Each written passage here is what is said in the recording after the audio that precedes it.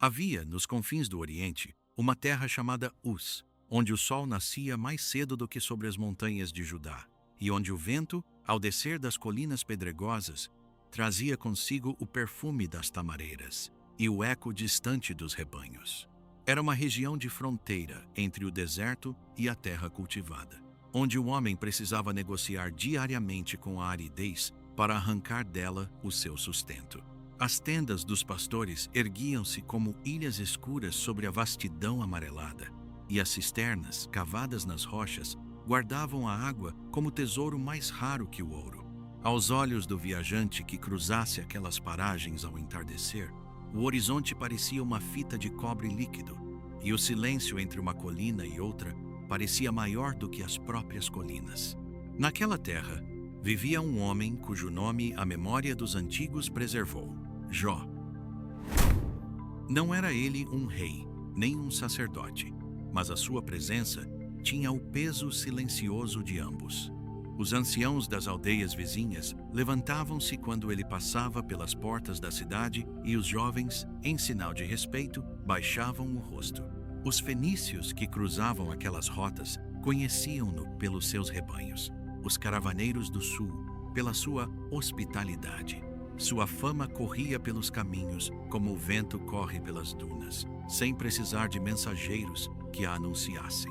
A integridade era o solo sobre o qual Jó construíra a sua vida. Antes que a luz da aurora tocasse o cume das colinas, ele já estava de pé, e seus passos, sobre a esteira de palha, marcavam o início de um ritual que se repetia há décadas. Acendia o incenso dos sacrifícios. Oferecia holocaustos por cada um de seus filhos, temendo que algum deles, no íntimo do coração, houvesse pecado contra o Altíssimo. Não era um homem de gestos vazios. O temor a Deus que carregava no peito não era medo paralisante, mas reverência ativa, uma vigilância amorosa que se estendia por sua casa como um teto invisível, protegendo cada um dos cantos. Sua riqueza era de tal monta que os números soavam como mitos nas bocas dos viajantes. 7.000 ovelhas pastavam nas colinas baixas, e os seus balidos formavam, ao entardecer, uma sinfonia que descia até os vales. 3.000 camelos atravessavam as rotas comerciais entre Sabá e os portos do norte, carregando especiarias, mirra, sal e tecidos. 500 juntas de bois revolviam a terra arada, e 500 jumentas davam à luz, ano após ano, uma multidão de filhotes que asseguravam o futuro do patrimônio. Tantos eram os servos sob o seu comando que o som dos passos deles, ao alvorecer, lembrava o rumor de um pequeno exército. Era ele, segundo o juízo dos homens daquele tempo, o maior de todos os filhos do Oriente, e havia, sobretudo, a sua casa. 7 filhos e 3 filhas formavam o coração pulsante daquela existência. Os filhos faziam banquetes em suas casas, cada um em seu dia, e enviavam mensageiros às irmãs, convidando-as para comer e beber em sua companhia. Era uma família onde a fartura não havia corroído o afeto, onde a abundância não havia ressecado os laços. Quando os dias dos festejos terminavam, Jó os mandava chamar e os santificava, levantando-se de madrugada para oferecer holocaustos conforme o número de todos eles. Esta era a sua maneira de proteger os filhos, não dos lobos do deserto, nem dos salteadores das estradas, mas das brechas invisíveis que poderiam abrir-se entre eles e o Criador. Assim transcorriam os anos em Uz. As sementes germinavam, os rebanhos multiplicavam-se. Os nomes dos netos eram escritos na argila da memória, e o nome de Jó era pronunciado com a mesma cadência com que se pronuncia uma bênção. Sob os céus sem nuvens, sob o silêncio das estrelas que pareciam aprovar tudo aquilo, ninguém poderia adivinhar que, em algum lugar fora do alcance dos olhos humanos, em uma esfera onde se decidem os destinos, uma conversa havia começado a respeito daquele homem. E essa conversa traria sobre Uz a tempestade que nenhuma cisterna poderia conter. A manhã em que tudo desabou começou como qualquer outra. O sol subiu sobre as colinas e tingiu de cobre as paredes da tenda principal. Os filhos de Jó haviam se reunido novamente para um dos seus banquetes, na casa do irmão primogênito. O cheiro do pão fresco, do vinho, da carne assada, atravessava o ar e descia até os pátios onde os servos cuidavam dos afazeres do dia. Jó, em sua tenda, ocupava-se das tarefas costumeiras, sem suspeitar que aquele seria o último dia de sua antiga vida. O calor crescia lento sobre os campos, as cigarras teciam o seu zumbido nas tamareiras e nada, absolutamente nada, indicava que o eixo do mundo estava prestes a girar. Foi então que apareceu o primeiro mensageiro. Vinha esfalfado, com o rosto coberto de pó, as roupas rasgadas, os olhos arregalados pela urgência. Mal recobrara o fôlego e já despejava suas palavras sobre Jó como pedras lançadas de um precipício. Os bois lavravam e as jumentas pastavam junto a eles. Quando os sabeus desceram sobre os campos, vieram em bando, armados, e mataram os servos ao fio da espada. Apenas ele escapara, correndo pelo desfiladeiro, atravessando os juncos secos do uade para trazer a notícia. Os animais haviam sido levados, os corpos dos pastores jaziam sob o sol, e o silêncio que se seguira ao ataque era tão denso quanto a fumaça que ainda subia das choças incendiadas. Antes que Jó tivesse tempo de assimilar o que ouvia, antes mesmo que pudesse responder, um segundo mensageiro irrompeu pela entrada da tenda. Sua voz tremia e a sua respiração era curta e entrecortada. Um fogo terrível havia descido dos céus. Não era o fogo controlado das tochas, nem a chama lenta dos braseiros. Era um relâmpago vasto, uma tempestade elétrica daquelas que, nas terras altas, caminham pelos campos como um exército invisível. As ovelhas, 7.000 cabeças, foram atingidas em massa, e com elas os pastores que as guiavam. Restara apenas a terra negra e o cheiro acre da queimadura. Restara apenas aquele servo que correra sem olhar para trás. Mas o golpe ainda não cessara. Um terceiro mensageiro chegou, enquanto o segundo ainda falava. Os caldeus, em 3 bandos, haviam emboscado as caravanas dos camelos. 3.000 animais, com suas cargas, com seus condutores, foram tomados em uma operação coordenada e brutal. Os servos que tentaram resistir caíram. Os que tentaram fugir foram alcançados. Apenas um conseguira escapar, e a sua voz agora juntava-se ao coro das catástrofes, como se cada nova boca acrescentasse um peso ao fardo que já oprimia o peito de Jó. E veio então o quarto mensageiro. Este caminhava mais devagar, como se a notícia que carregava lhe consumisse as forças. Disse que os filhos e as filhas de Jó estavam reunidos no banquete da casa do irmão primogênito. Disse que comiam e bebiam, em alegria fraterna, quando do deserto soprou um vento desmedido, um redemoinho dos que se formam nas planícies áridas e ganham, em sua marcha, a violência de uma muralha em movimento. O vento atingiu os 4 cantos da casa, arrancou as vigas, derrubou as paredes de pedra e barro, e o teto desabou sobre os jovens. Todos os 10, nenhum deles escapara. Apenas ele, o servo, sobrevivera para anunciar a desgraça que pôs fim à descendência de Jó. Em poucos minutos, em uma sucessão tão rápida que cada novo anúncio interrompia o anterior, o mundo de Jó havia sido reduzido a cinzas. Os rebanhos, os servos, os filhos, as filhas, tudo aquilo que ele havia construído, protegido e abençoado durante toda a sua vida adulta, evaporara-se como o orvalho sob o sol do meio-dia. Não houve tempo para preparar o coração. Não houve aviso. Não houve cortejo gradual de notícias ruins, daqueles que permitem ao homem ir-se acostumando à perda. Foi um colapso súbito, total, sem brechas para a esperança. Jó, então, levantou-se, rasgou o seu manto, conforme o costume antiquíssimo do luto. Raspou a cabeça, deixando a pele exposta ao vento. Caiu por terra, prostrado sobre o chão da tenda, sentindo a aspereza do tecido sobre o seu rosto, o gosto salgado das próprias lágrimas, o frio inesperado que invade o corpo quando o golpe é grande demais para ser nomeado. E, naquele instante, no fundo de uma dor que mal cabia no peito de um homem, ele adorou. Reconheceu no íntimo que viera ao mundo nu, que nu se voltaria para o seio da terra. Reconheceu que o que tinha não havia sido conquistado por mérito próprio, mas concedido por mão divina. E declarou, em silêncio, sem amargura, que tanto o dar quanto o tirar pertenciam ao mesmo Senhor, e que o nome desse Senhor seguia sendo bendito, ainda que o coração estivesse despedaçado. Não pecou Jó, nem atribuiu a Deus despropósito algum, mas a noite que se seguiu foi a mais longa de sua existência. Sob o céu de Uz, agora vazio, o silêncio dos rebanhos e a ausência das vozes dos filhos formaram um vácuo que parecia engolir as próprias estrelas. Depois da tempestade, dizem os antigos, é que se mede a verdadeira altura das árvores. Mas Jó não teria a trégua das árvores. Quando se julgava que o limite havia sido alcançado, quando a alma já se preparava para a longa convalescença do luto, o sofrimento desceu mais um degrau, e nesse degrau aguardava-o algo ainda mais devastador do que a perda dos bens e dos filhos, a perda do próprio corpo.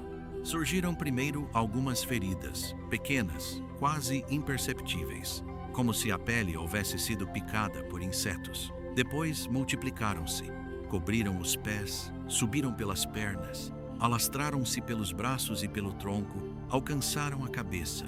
Eram chagas malignas, que ardiam ao toque do tecido, que latejavam ao calor do sol, que sangravam ao menor movimento. A pele inteira tornou-se uma vasta superfície de dor, sem um único ponto onde repousar. Não havia posição em que se pudesse estar, não havia hora em que se pudesse dormir. O corpo, que durante décadas servira como instrumento da bênção, agora era ele próprio o lugar do tormento. Privado da casa principal, que a tradição já reservava aos enfermos contagiosos, Jó dirigiu-se ao monturo de cinzas que ficava nos arredores da povoação. Era ali que se acumulavam os restos das fogueiras domésticas, os carvões apagados, o pó cinzento dos sacrifícios e dos lares. Sentou-se sobre aquela pira fria, tomou nas mãos um caco de cerâmica, fragmento de jarro quebrado, e com a sua aresta áspera, começou a raspar o pus das próprias chagas. Era o gesto de um homem tentando aliviar, sem cura, uma coceira insuportável, sabendo que cada raspagem abriria nova ferida, mas incapaz de suportar o ardor sem fazer nada. As cinzas grudavam-se às chagas abertas, e o cheiro daquele lugar era o cheiro de tudo que termina. E foi então que se completou a sua desfiguração diante dos homens. Aquele que havia sido o maior de todos os filhos do Oriente, aquele cujos passos faziam levantar os anciãos, aquele cujo nome viajava com as caravanas, agora ali estava, sentado entre as cinzas, coberto de chagas, irreconhecível. Os transeuntes que outrora se inclinavam à sua passagem, agora desviavam o rosto. As crianças, antes acolhidas em sua presença com bondade, agora afastavam-se assustadas. Os jovens, que o teriam saudado com reverência, zombavam dele. Sua voz, que no foro da cidade fazia silenciar os tribunais, tornara-se objeto de canção entre os filhos dos viandantes mais vis. Era como se o vento, depois de derrubar a árvore, agora a usasse para varrer a terra à sua volta. A própria companheira de toda a sua vida, atordoada pelo desastre, oprimida pela visão diária do esposo apodrecendo em vida, terminou por sugerir-lhe o impensável. Em palavras que a dor extraiu sem que ela quisesse, deu-lhe a entender que mais valia amaldiçoar a Deus e morrer do que prolongar aquela agonia sem propósito. Era o conselho de uma mulher partida ao meio, cujo amor se transformara em desespero, e cujo desespero em proposta blasfema. Jó ouviu-a com paciência. Reconheceu a fala como a de uma mulher insensata, embora soubesse que a sensatez dela estava sepultada sob o mesmo monte de ruínas que sepultara os filhos. E a recusou, mantendo, ainda nos lábios feridos, a recusa em pecar contra o Altíssimo. Vieram depois 3 amigos, vindos de longe, atravessando desertos e atalhos para chorar com ele.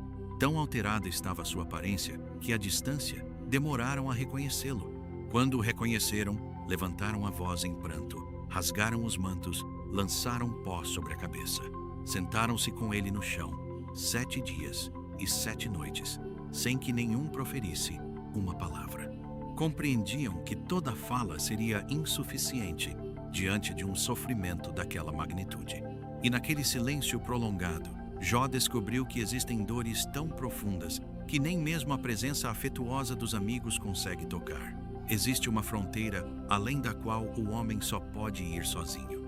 Sobre a sua cabeça, agora rapada, descia o calor implacável do meio-dia. Ao seu redor, a aridez do deserto parecia avançar, como se a terra mesma se encolhesse na presença daquela calamidade.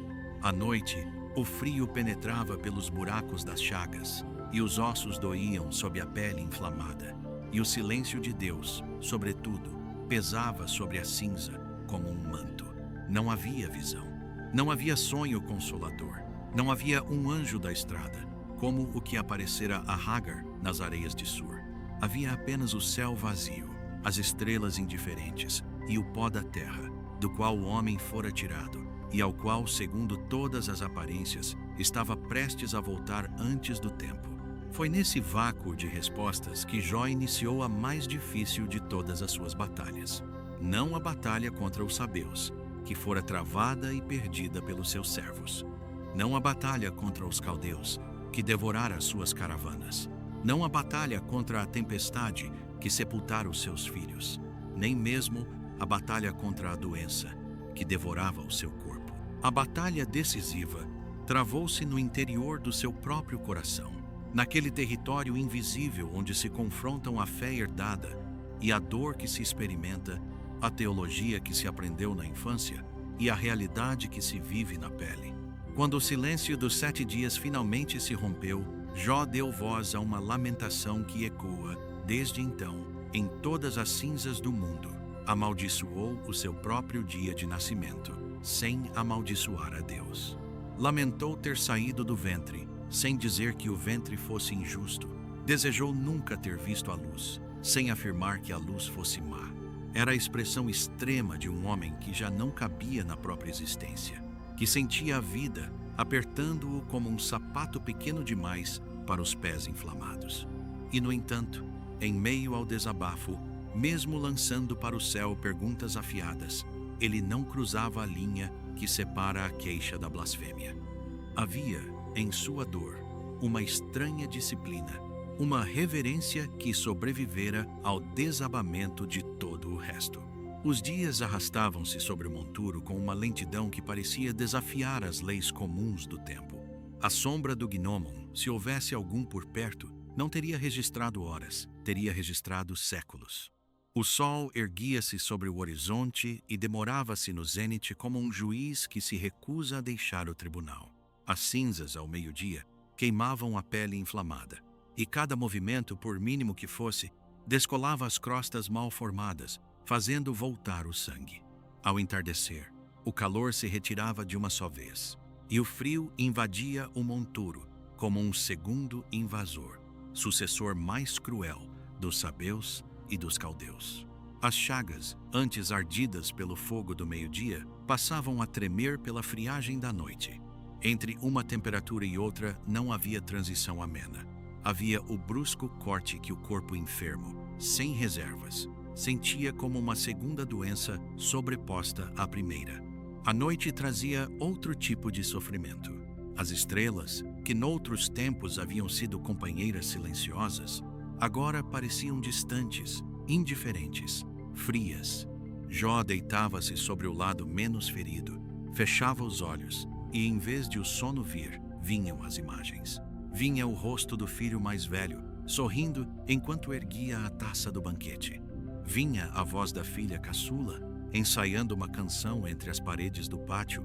Vinha o passo cadenciado dos camelos, atravessando a entrada da propriedade ao alvorecer. Vinha o cheiro do pão fresco saindo do forno, o bater rítmico das mulheres moendo trigo, o tilintar das pulseiras nos braços das filhas.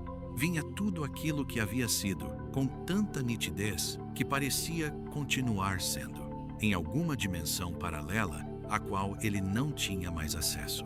E quando acordava, se é que se podia chamar de acordar aquele estado de meio sono permanente, o monturo continuava ali, e o silêncio, e a aridez, e a certeza despiedosa de que tudo aquilo havia, de fato, acabado. A memória, descobriu Jó, é uma faculdade que não se desliga sob comando. Pode-se cerrar os olhos para o que se vê, não se pode cerrar a mente para o que se viveu. Cada lembrança da abundância passada vinha agora com o gosto amargo daquilo que jamais voltaria. E, no entanto, recusar a memória teria sido uma traição maior do que suportá-la. Jó preferiu carregar as imagens, embora pesassem, do que apagar a existência daqueles que tanto havia amado. O luto se tornou, assim, uma forma estranha de fidelidade. Lembrar dolorosamente era a última maneira que lhe restava de honrar os mortos. Os amigos então falaram muito, vieram cheios de teorias, e cada teoria tinha o sabor amargo das certezas que não foram vividas. Acreditavam, conforme a sabedoria convencional da época, que Deus retribuía cada ação na exata medida, ao justo, prosperidade, ao ímpio, ruína. Concluíam, portanto, que se Jó estava arruinado, é porque algum pecado oculto, alguma transgressão recôndita devia explicar a calamidade. Falaram com elegância, com retórica, com citações de provérbios antigos, mas falaram para um homem que sabia, em si mesmo, que essa explicação era falsa. E essa falsidade, calçada de boas intenções, machucava-o ainda mais do que as próprias chagas. Os argumentos vinham um após outro, em camadas, como pedras que se empilham sobre um peito já oprimido. Um falava da justiça antiga dos pais e da experiência acumulada das gerações, que pretendia comprovar a regra. Outro lembrava que os filhos haviam morrido em um único dia, sugerindo em meias palavras que algo na criação dos jovens houvesse sido relapso, que algum descuido espiritual de Jó tivesse aberto a porta para a calamidade. Outro ainda invocava sonhos noturnos, visões de espíritos que cruzavam o quarto antes da aurora, pretensas revelações que confirmavam a teoria geral. Cada um, à sua maneira, construía uma cerca de palavras ao redor de Jó, e essa cerca apertava-se mais do que as próprias chagas.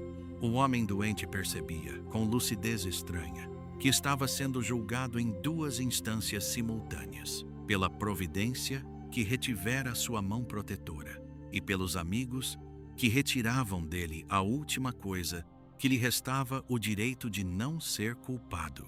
Pior ainda, cada acusação não dita, cada insinuação amaciada por verniz piedoso, exigia dele uma resposta, e essa resposta consumia-lhe as energias que já lhe faltavam. Era preciso defender-se sem orgulho, era preciso sustentar a inocência sem se gabar, era preciso refutar as falsas teologias sem acusar os amigos de má-fé.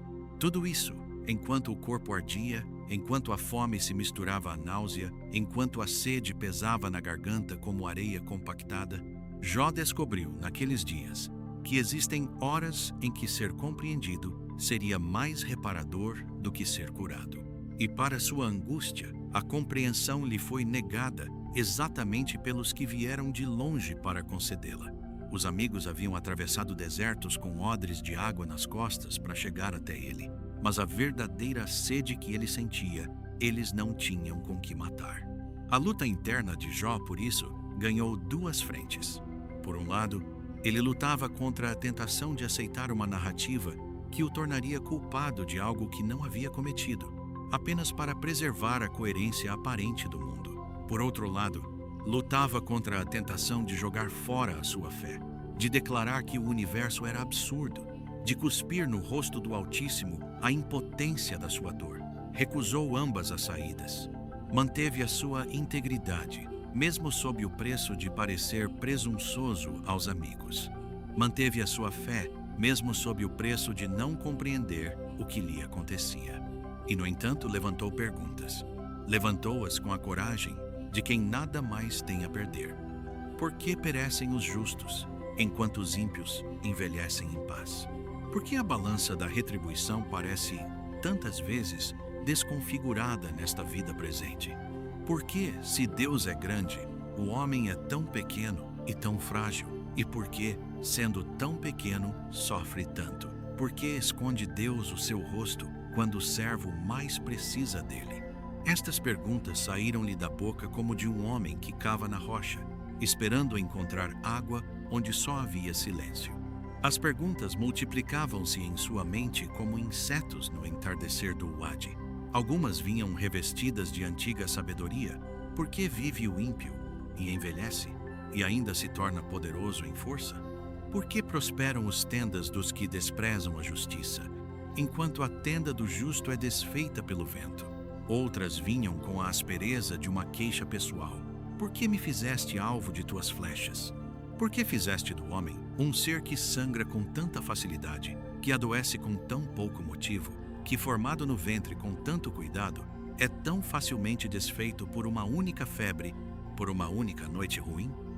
E havia ainda as perguntas que ele não ousava formular plenamente, mesmo dentro de si, e que apenas roçavam a superfície da consciência, como peixes que sobem rapidamente do fundo do lago e voltam a descer antes que se possa identificá-los. Nessa multiplicação de perguntas, Jó atravessou todas as etapas que a alma humana atravessa quando depara com a injustiça aparente do mundo. Houve a fase do cansaço, em que não queria mais lutar, em que parecia que a melhor opção era simplesmente fechar os olhos e deixar-se levar pela última corrente. Houve a fase da rebeldia, em que quisera por um instante gritar contra o próprio céu, exigir explicações como quem cobra uma dívida. Houve a fase da resignação amarga, em que parecia preferível aceitar tudo como sentença final, sem buscar sentido nenhum, apenas sobreviver mecanicamente até que a doença concluísse o seu trabalho. E houve, por fim, a fase mais difícil de todas, aquela em que, depois de tudo, ainda restava no peito uma teimosia luminosa, uma chama pequena que se recusava a apagar-se, uma intuição obstinada de que havia algo a ser ainda compreendido, e que esse algo só viria do próprio Deus, em pessoa, e não dos amigos, nem da própria razão, nem da sabedoria proverbial dos antigos. Esta foi, talvez, a mais decisiva descoberta do seu sofrimento, que a teologia, quando se torna sistema fechado, perde de vista o Deus vivo. Os amigos sabiam tudo sobre Deus, mas conheciam-no pouco. Jó, despojado de tudo, conhecia-o cada vez mais não por doutrina, mas por encontro mediado pela ausência. A presença que parecia tê-lo abandonado, paradoxalmente, ensinava-lhe mais do que toda a presença anterior havia ensinado. A escola da cinza, embora cruel, formava nele uma capacidade nova de ouvir. E é essa capacidade nova de ouvir que tornaria possível, mais adiante, o reconhecimento da voz que viria do redemoinho. A noite caía sobre o monturo, e Jó observava o céu. Reconhecia as constelações que aprendera com seu pai, as Pléiades, o Órion, a Ursa, com seus filhotes. Pensava no Behemoth, criatura colossal das águas dos rios, com força nos lombos e ossos como tubos de bronze. Pensava no Leviatã, que habita os abismos do mar, indomável e terrível, cujas escamas são como escudos colados uns nos outros. E reconhecia que, se o homem não compreende sequer essas criaturas que partilham com ele a face da terra, quanto menos compreenderia os caminhos daquele que as criou. A natureza, diante dos seus olhos cansados, tornava-se um livro de mistérios, e cada mistério reduzia gentilmente a pretensão do seu próprio entendimento. Ainda assim, queria contender, queria apresentar a sua causa diante de um tribunal em que Deus mesmo respondesse, não para acusá-lo, mas para entender. Sentia que, se pudesse expor sua queixa face a face, encontraria um veredicto que o devolveria à paz. Esse anseio por encontro, mais do que por explicações, foi a chama que sobreviveu sob as cinzas. Era o anseio de uma alma que, mesmo dilacerada, recusava-se a aceitar a hipótese de que o seu Deus a houvesse abandonado. E foi nesse ponto, quando a alma de Jó já se havia esvaziado de todas as ilusões, quando os amigos já haviam dito tudo o que sabiam dizer, quando até mesmo um jovem chamado Eliú interveio com palavras de zelo juvenil, e quando o silêncio do céu parecia ter atingido o seu limite, que o vento do deserto anunciou outra coisa. Não mais o vento que traz catástrofe, um vento maior, que traz presença. Do redemoinho, do meio da tormenta, falou o Senhor. Não respondeu às perguntas que Jó havia feito. Respondeu, antes, com perguntas próprias, que são, em si mesmas, a melhor das respostas. Onde estava Jó quando os fundamentos da terra foram lançados? Quem mediu as águas no côncavo da mão? Quem deu instruções à aurora para ocupar o seu lugar e tingir as colinas com a cor exata do amanhecer? Quem alimenta os filhotes do corvo quando clamam por comida? Quem solta livre o jumento selvagem? Quem ensinou a águia a fazer ninho nas alturas, a calcular a corrente do ar, a divisar a presa a léguas de distância? Quem deu ao cavalo de batalha a coragem que faz tremer o vale ao seu galope? Quem fez o gelo? Quem deu à terra os tesouros da neve? Quem cerrou o mar entre portas quando ele saiu da madre como criança recém-nascida? Era a voz do Criador, descrevendo as suas próprias obras, conduzindo Jó por uma galeria de maravilhas, do mais íntimo dos animais aos mais altos confins do céu. E nessa galeria, Jó compreendeu que o seu sofrimento não havia sido visto de um ângulo pequeno. Era ele, Jó, quem estivera olhando-o de um ângulo pequeno demais. Na voz que vinha do redemoinho, não havia desprezo. Não havia escárnio diante das perguntas humanas. Havia, antes, a pedagogia infinita de um pai que toma o filho pela mão e o conduz pelos cômodos da própria casa, mostrando-lhe o que ele, em sua estatura limitada, ainda não havia conseguido alcançar. Cada criatura mencionada, desde o avestruz, que abandona os ovos na areia, até o behemoth, que se deita à sombra dos lotos junto ao rio, até o leviatã, em torno do qual o caos se assemelha a um cabelo trançado, era um lembrete de que a criação é maior, mais selvagem, mais misteriosa e mais bela do que qualquer sistema doutrinal pode comportar. E o Deus que governa esse imenso reino não cabe nas teologias estreitas dos amigos, nem nas perguntas menores do próprio Jó. Pôs a mão sobre a boca. A queixa silenciou-se, não porque tivesse recebido a explicação, mas porque havia recebido o encontro. E no encontro, derreteram-se as muitas perguntas como cera derrete diante do fogo. Confessou que falara do que não entendia, que dissera coisas maravilhosas demais para o seu conhecimento e que agora, finalmente, os seus olhos haviam visto aquele a quem antes apenas os ouvidos haviam ouvido. Aborreceu-se de si mesmo, no pó e na cinza, não por culpa moral, mas por humildade restituída. A reconstrução não começou com os bens, começou pela alma. Antes de o primeiro rebanho ser devolvido, antes de a primeira filha nascer, antes de a primeira pedra ser assentada de volta nos alicerces da casa, algo se restaurou no íntimo do homem que se sentava entre as cinzas. A relação com o Criador havia sido aprofundada de tal modo que a perda dos bens, em retrospecto, parecia ter sido apenas o portal estreito por onde se passa para encontrar uma realidade maior. Foi quando Jó orou pelos seus amigos. Orou por aqueles mesmos que o haviam acusado, que haviam interpretado mal o seu sofrimento, que haviam descarregado sobre o seu coração ferido o peso de uma teologia rasa. Não orou por dever, mas por uma compaixão nova, daquelas que só florescem nos solos arados pela dor. E foi precisamente nesse instante, depois desse gesto de intercessão, que o Senhor mudou o destino de Jó. A sequência narrativa não é aleatória.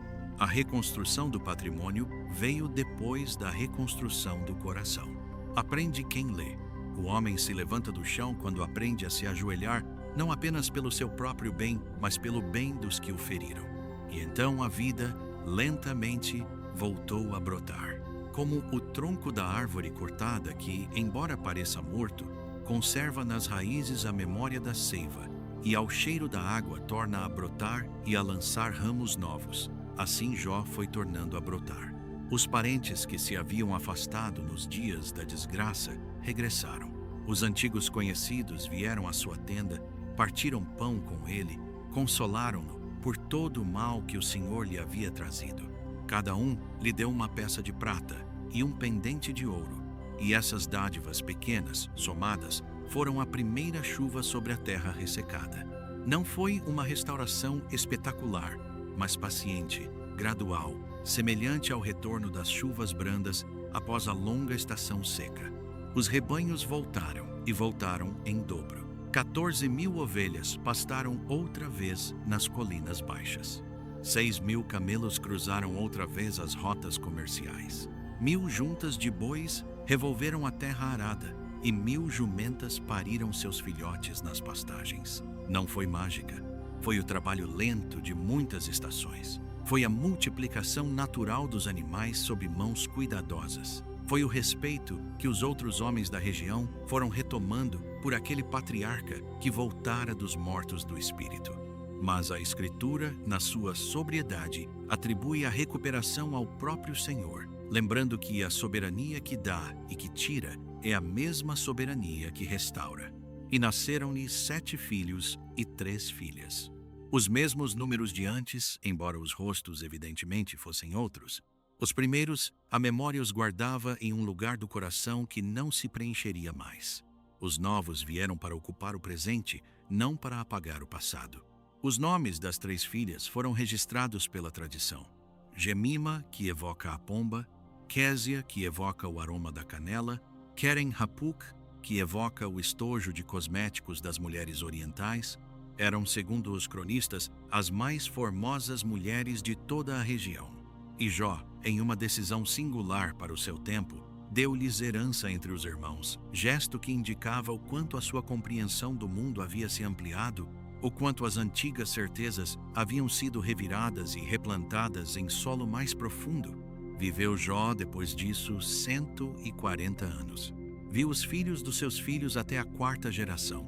Sentou-se sob as tamareiras do entardecer, com o último neto sobre os joelhos, e contou-lhe histórias de tempos antigos, sem amargura e sem orgulho. Os jovens da aldeia voltaram a baixar o rosto à sua passagem, mas agora a reverência tinha um sabor diferente. Não mais a reverência diante do homem rico, e sim diante do homem provado. Os anciãos consultavam-no, e nas suas palavras havia uma serenidade que só se encontra em quem foi conduzido ao limite de si mesmo e voltou. A grande lição que ele transmitiu, não em discursos formais, mas no exemplo silencioso da sua presença, foi a de que a fé verdadeira não é a posse confortável da explicação, mas a permanência diante do mistério, mesmo quando a explicação se cala. Aprender a que o Senhor não é um contador que distribui prêmios e castigos segundo a aritmética humana. Aprender a que a soberania divina é vasta como o mar, e que o homem, com seus pequenos cálculos, é apenas um pescador na praia. Aprender a que a integridade não consiste em nunca chorar, em nunca questionar, em nunca lamentar. Consiste em chorar, questionar e lamentar, sem largar a mão daquele que nos formou no ventre. E aprender a, sobretudo, que se pode reconstruir do zero. Que mesmo quando o mensageiro chega 4 vezes e a cada vez derruba uma das colunas da nossa existência, mesmo quando a doença toma o corpo e o silêncio toma o céu, mesmo quando os amigos erram o diagnóstico e a esposa erra o conselho, mesmo quando o homem, sentado nas cinzas, parece apenas a sombra do que foi ainda assim, é possível levantar-se. Não pelo próprio esforço, não pela teimosia individual, mas pela aliança secreta entre a fé que recusa amaldiçoar e a graça que recusa abandonar.